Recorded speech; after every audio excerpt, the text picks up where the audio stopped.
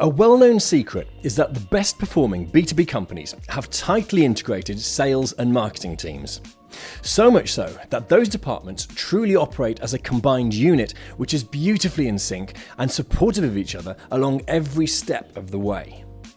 So you may already have a good relationship with your sales department, but how do you get that to a Formula One level?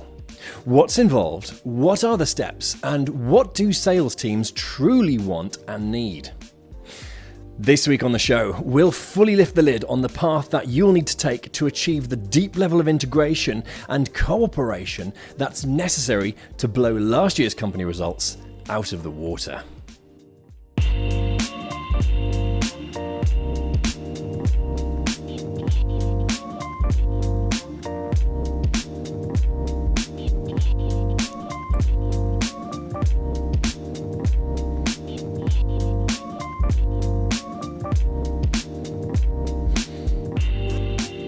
Hello and good morning. My name's James Rostance and this is the 414 Live here, live and exclusive to LinkedIn Live. For you as a professional B2B marketer, whether you work in-house at a company or agency side at an agency, or indeed if you are a company executive with a hands-on role in your company's sales and marketing activities.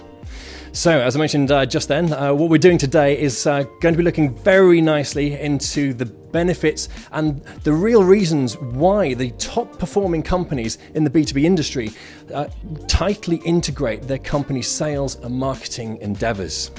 Now, to help me with this and to look into the thing in full, today I've got a master B2B sales trainer who specializes in producing high-performance B2B sales teams by using a combination of sales trained techniques and psychology. So, please welcome, joining me all the way from Southampton, Mr. Stephen Tierney. Good morning. Morning, James. Pleasure to be here. There you go. You're my first guest in Southampton, so you're quite literally just down the road right now, aren't you? Yeah, we could have been doing this in the same studio. That's a point, actually. Now that I social distanced, of course. Yeah, or is that still a thing? But well, here we go. No risk of infection this way, I'd say. So, Absolutely. So could we start then by me asking you, what in your experience are the challenges involved when sales and marketing teams don't collaborate? Yes, and have I seen the good, the bad, and the ugly of this? So it's really, I love the topic today, James. It's really important because I've actually been through the whole journey myself, from my early days in sales, where I was the salesperson. And I remember sales jobs back in call centres in Scotland many years ago when I didn't know the marketing team. I didn't know they existed. I didn't know what they'd done. I didn't know the names of any people.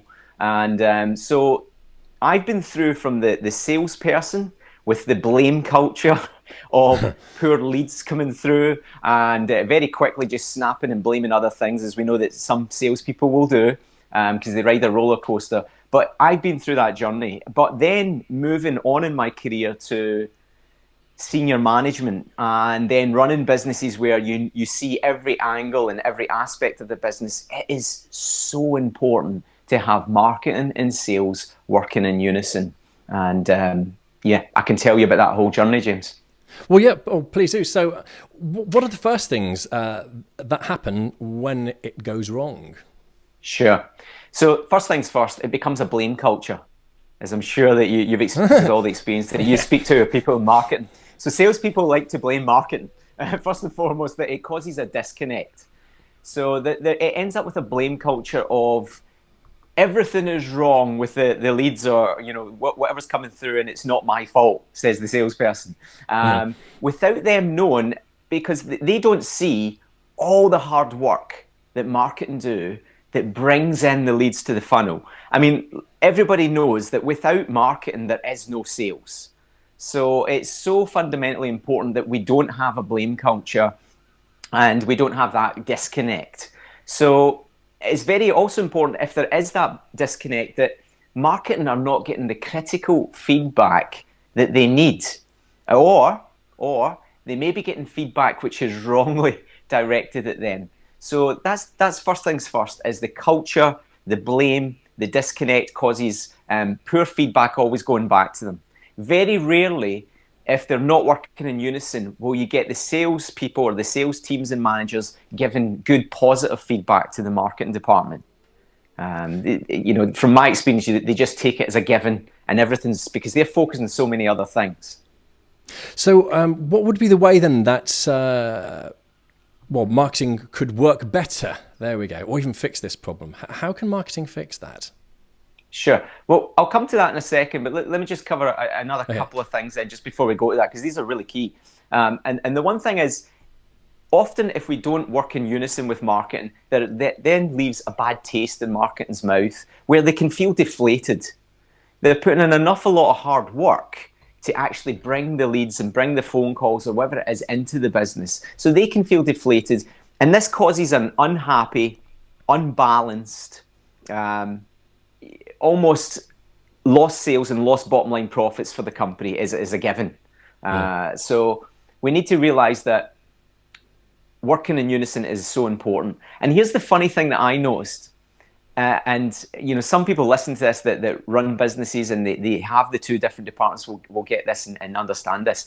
I've been in businesses where if they don't work in unison, you'll always find one top salesperson who gets that they should be working in unison. And that one salesperson will maybe, have chats with them, treat them nice, build those relationships. And then that's all well and good because you've got one top salesperson that's doing, that's converting these leads and working with them. But if nobody else does, if the company doesn't take charge of making sure that they do, often when they find out the top salesperson is doing this, it can leave a bad taste in other salespeople's, mouths, and they think, oh, they're just giving them good leads and just doing this because he's having chats with them and warming them up. And so it's very important and interesting that if a top salesperson does it and converts leads and works well with them and gets more in return, why are we not doing it as a business as a whole?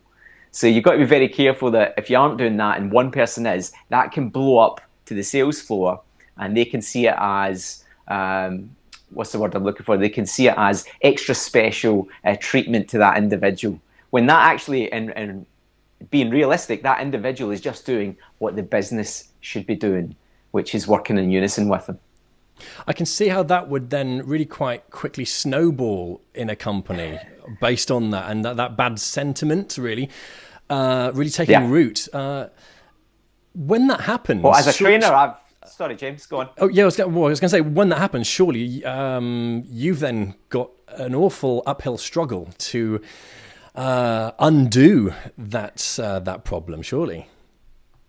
Yes, as a sales trainer, we've saw this. I've seen this live and happening, and it leaves... Not only is that one salesperson taking advantage of it, but then that affects, as you quite rightly said, the snowball effect of could be 10, 20, 50 other salespeople with a bad taste in their mouth that they think that individual is getting special treatment. Now, that individual may be getting special treatment, but he's caused that through the unison of the marketing and the sales. And then we have to step in and realize that this is very, very important that we get this right. So it's not only... As far as a trainer can do, we can't train the salespeople on to correct this. We need to train the management on how to correct this so that they work in unison. I was just going to ask then, whose shoulders does that fall on then in that case? Yes. So it's anyone particular in management, or is this right from the top, from CEO level in your experience?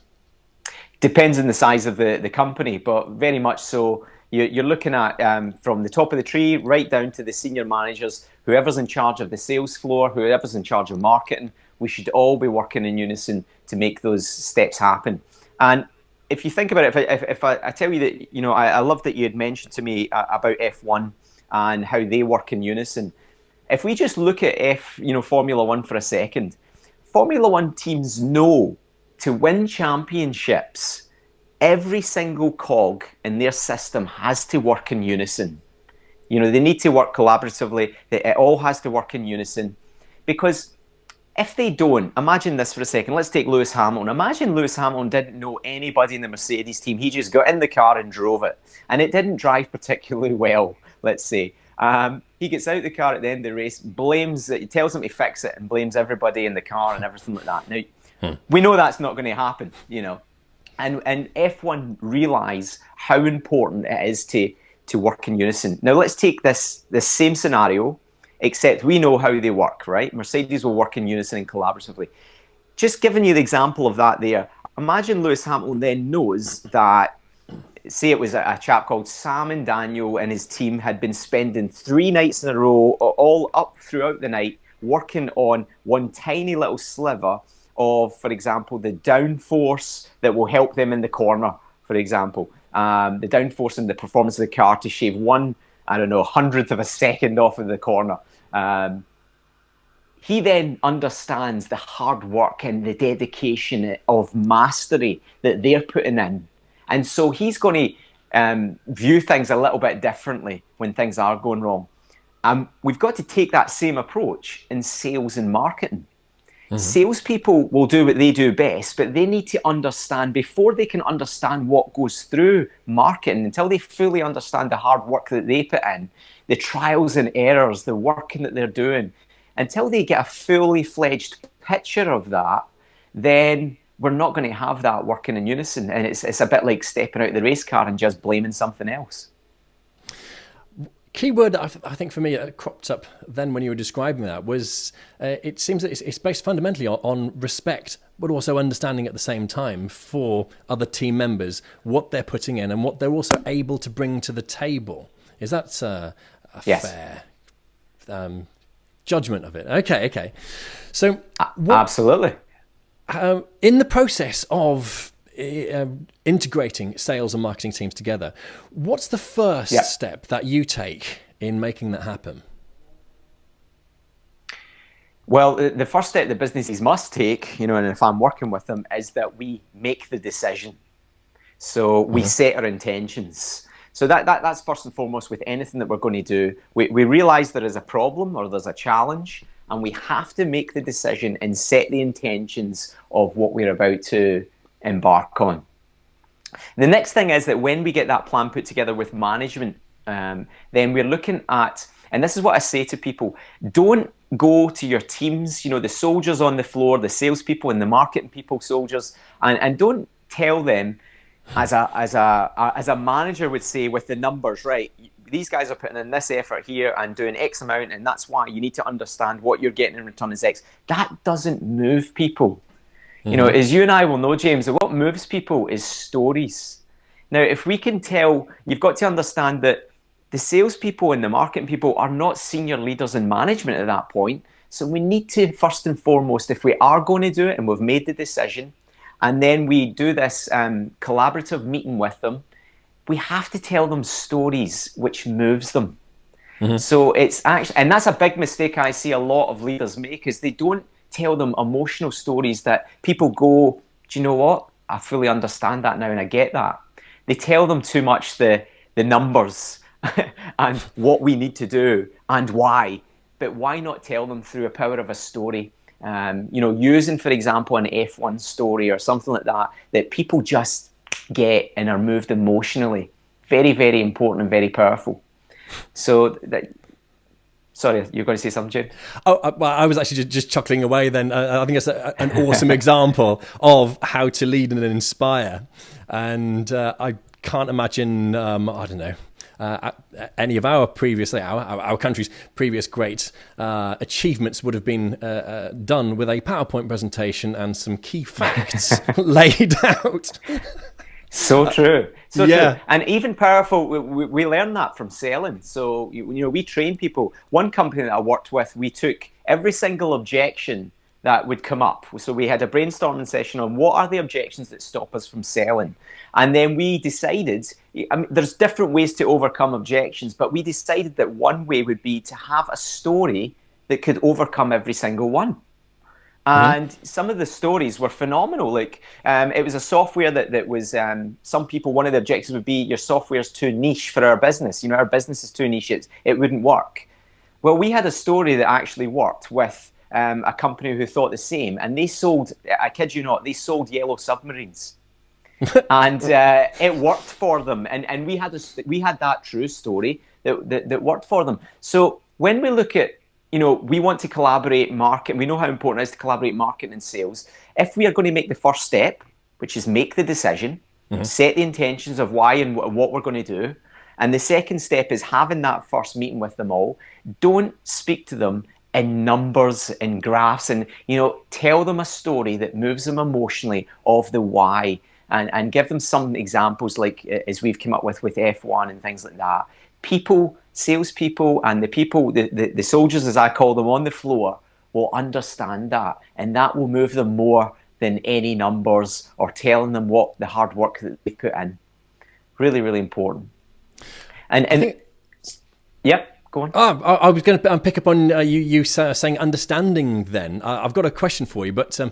I don't want to interrupt you in terms, so could you carry on and we'll come back to understanding in just a sec. Yeah, so I was just going to say, we have to have nowadays a no-blame culture, and I'll bring this up and I'll bring it back because it's so important. Sales and marketing, first and foremost, if they don't collaborate, then we have disconnect and we have a blame culture. If we collaborate, that just doesn't mean that we're going to instantly get it working. So once again, telling a story and I'll give you a real life story that I've been through. One of my friends, he owns and runs a high net worth insurance company. And he said to me one day that he was taking all his clients to the Bentley factory, a tour of it, and if I would like to come. And I said, I'd love to come. So I've never been there. So they all went up in a bus, and I got to meet a lot of high net worth individuals. And it was very interesting to see how they thought. But also when we got to the factory, one of the key things that aligns Bentley all the way through is the craftsmanship and the no-blame culture.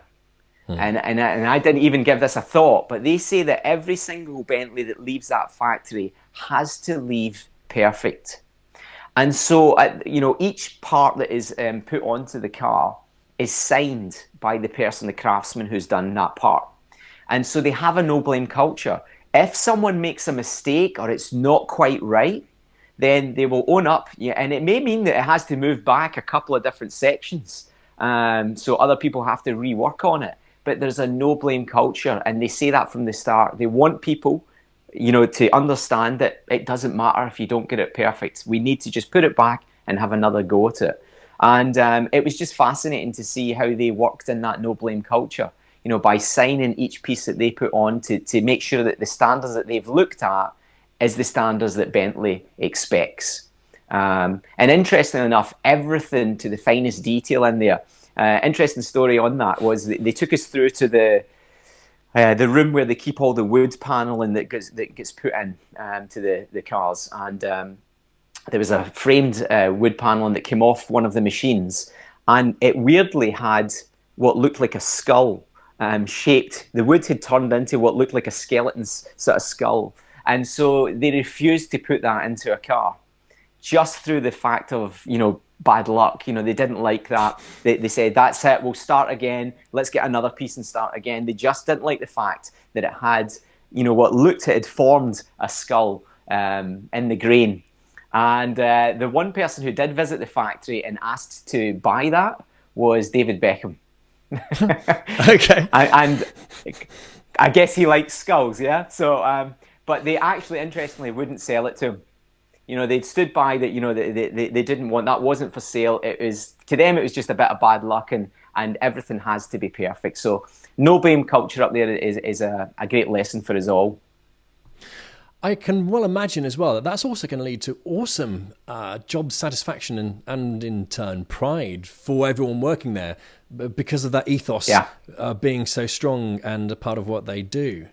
Okay. Very much so. In fact, just on that note, I think when I was there, the chap who puts the leather onto the steering wheel, I believe he was in his late 60s, and he still does it the same way he done it many, many years ago, decades ago, with a fork. So he will actually fold the leather in, handcrafted with a little fork that he uses. So I haven't tried it because I don't have a Bentley myself, but they say that if you have a fork, that you can usually line up the holes in the steering column, the leather steering column. So yes, absolutely loved his job. Had been putting them on the same way for decades. Very, very interesting. That's cool. I need to do a quick shout out to Ola Rafferty, Paul Simon at The Grit Show, and Sue Moore. I said I would give those guys a shout out. And coming back now to you mentioned about understanding in the whole field. What do you advocate that marketing would be much better placed, but also would do well to understand more about sales teams and what they do? I think it goes both ways. I believe that sales teams really need to understand marketing, and marketing needs to understand sales teams. And that's why we've spoke all the way through this about unison and collaborative. I see so many companies that I've worked with where they're not in unison. One does a job, and their job is to get as many leads through to the sales as possible, and sales need trained up to convert as many leads as possible. They're missing a huge trick here, and that is what we've been speaking about. So it's very important for them to understand sales and the challenges that salespeople go through, and that's also the good and the bad. So I would say that, once we've made the decision and set the intentions, once we've had that initial meeting and moved them emotionally, and we've created that no blame culture, then we need to look at meetings of collaboration and celebration. Mm-hmm. So they need to understand, marketing needs to understand the challenges from salespeople, and people need to have that mentality. That I learned this from a UFC, an Ultimate Fighting Championship trainer, where he said, you're either winning or you're learning. And marketing needs to learn from sales, but doing it in the right way. So when they understand each other, the first step, they are then open to conversations to teach each other on, what it takes. And to do so, they both need to talk and give feedback and not criticism or blame. So it's just feedback. You're winning or you're learning. So it's very important for the salespeople to feed back to them in a positive way what needs improved. And it's also very important, as I said to you, to celebrate what is working well, because success leaves clues. And that's the thing that people don't realize. As salespeople, we're always focused on what we haven't done. And when we get a sale, we move on. Well, success leaves clues. And, I don't know any salespeople or sales managers, many of them out there, that will actually think, okay, that was great. What did you do to close that? Where did that lead come from? And how did marketing get that? It's starting to think the wider picture of not just your area that you're in charge of, but how can we work in unison? And as I said, you described it perfectly with the F1 scenario. That is really what we need to be looking at, to have a high-performing sales team, but high-performing marketing, because they're the start of the funnel. Right.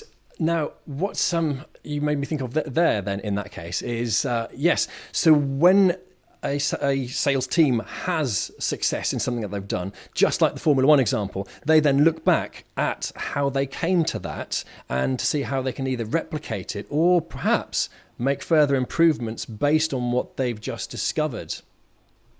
Exactly. Right. Exactly. Now, if there's a disconnect, all that sales will get is that lead was rubbish. It's instant blame. Never me, it's the lead.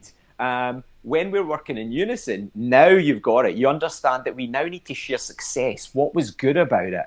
But they've been moved emotionally, and they know the people and they know the hard work that goes in. So now they're attached to doing so.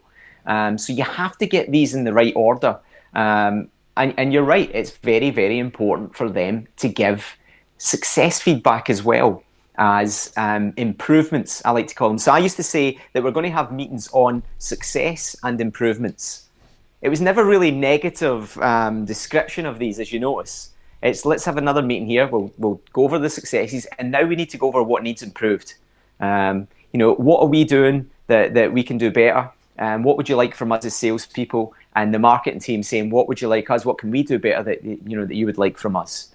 But until they understand that, what goes on, what goes into all of that hard work, James, they're never going to get to that stage. Well, in that case, What would you recommend for a structure for this to happen? Because I'm mindful that say they've closed some incredible deal, which has been as a result of marketing once again doing just some awesome stuff in marketing, because that's what marketers do. And how would they? I'm scratching my face there. What sort of structure would you recommend for this review process to actually happen? Because I appreciate that if it's just done ad hoc, you're probably going to miss a lot. So what do you recommend to... Well, let's look at what we've covered so far. Yes, absolutely. So let's look at what we've covered so far. We've got them to make the decision and see that it's a challenge and that they need to set the intention of what they're going to do. They've had that meeting to start with. They've moved the people emotionally. Both parties understand. And then they've got the no blame culture. They're winning or learning. So we have regular feedback. Now, let's take it back to the F1 example, because it's a really nice example. Do you think that when they win, one of the Grand Prix, that they just leave it? They'll move on to the next one. Oh, we're winning. Let's not discuss anything. I can't see that really happening. I can't see them not sitting down and saying, right, what worked really well and what improvements do we still need to do? So it's the exact same. When you're looking at businesses that have sales and marketing departments, they have to regularly and they have to be scheduled, and that boils down to management, because there's nothing worse than, a business will make this decision to do this, maybe potentially after hearing, this podcast, and they do it, they follow through, but then after 2 months or 3 months or 4 months, they forget about it. They get more busy in other areas and they don't follow through on it. It has to be scheduled as part of the cogs in the system. And as I said to you, let's take the F1 example.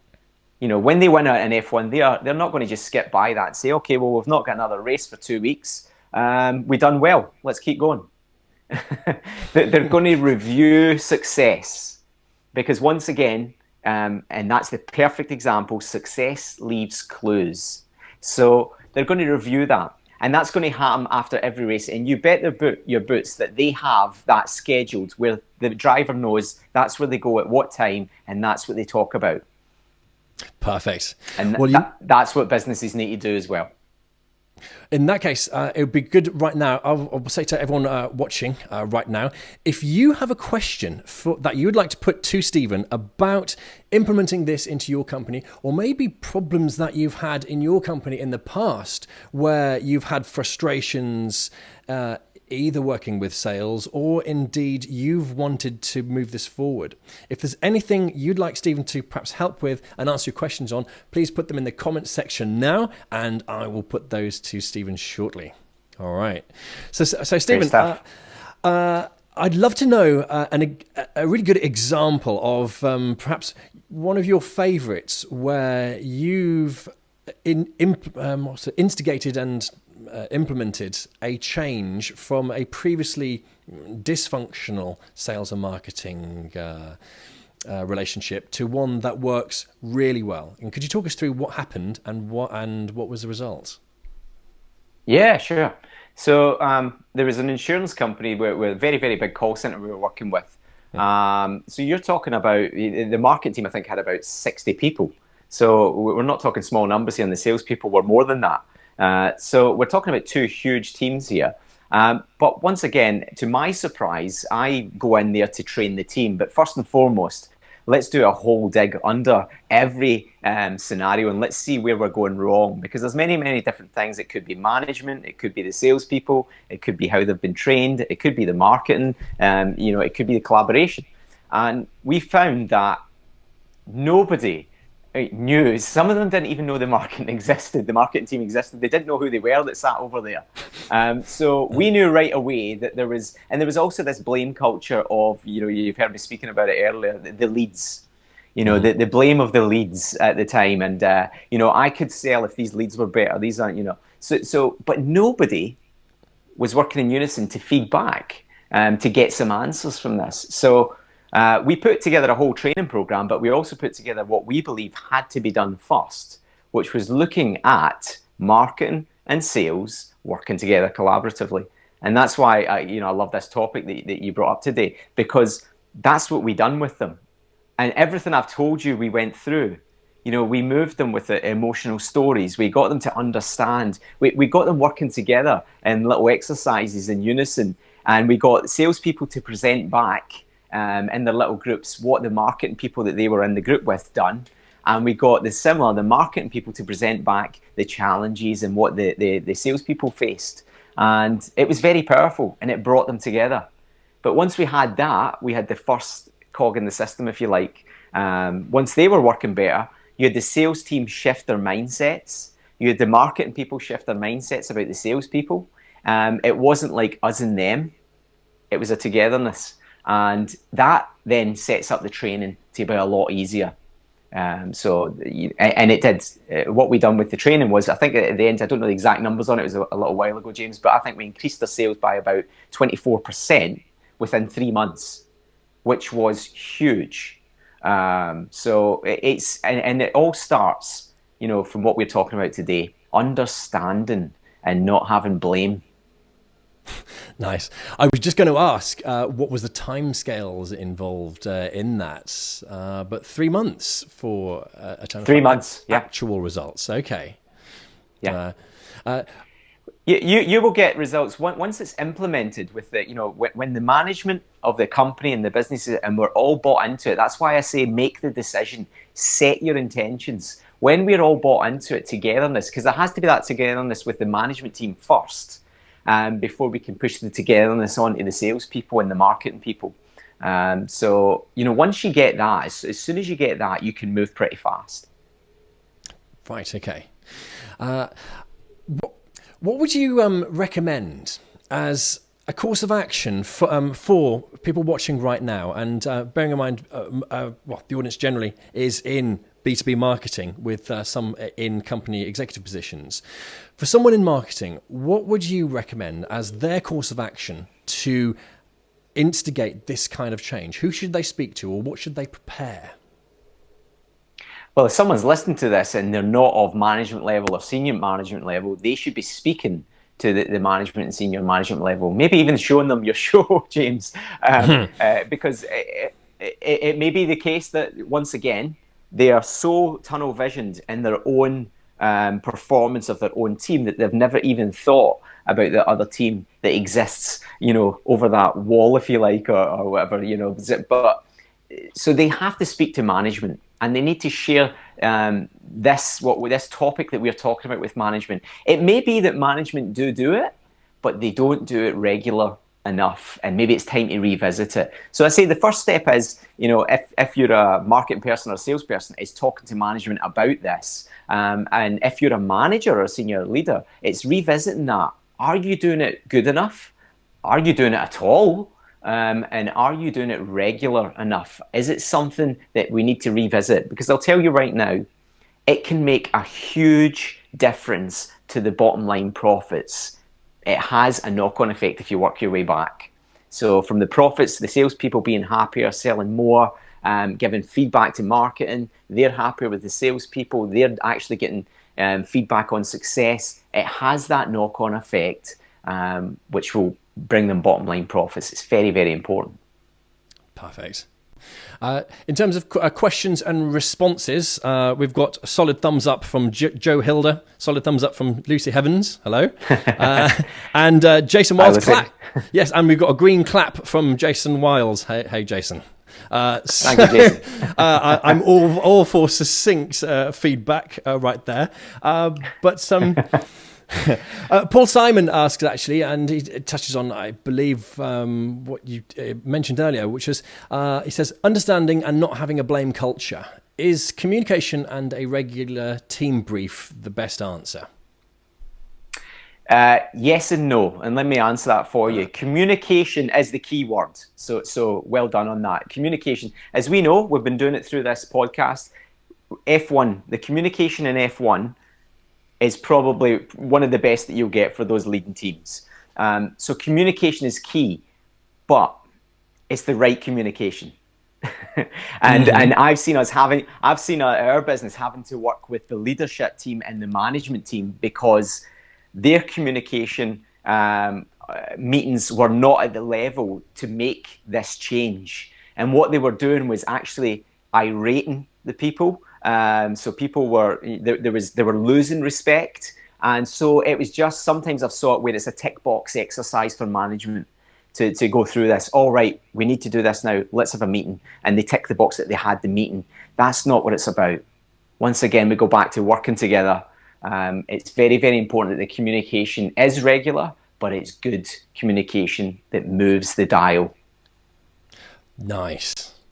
Okay, in that case, I guess I should ask you as one final question, is what would be the one key takeaway that you would like the audience to have? And with that, maybe sure, something a bit motivational for in all of this.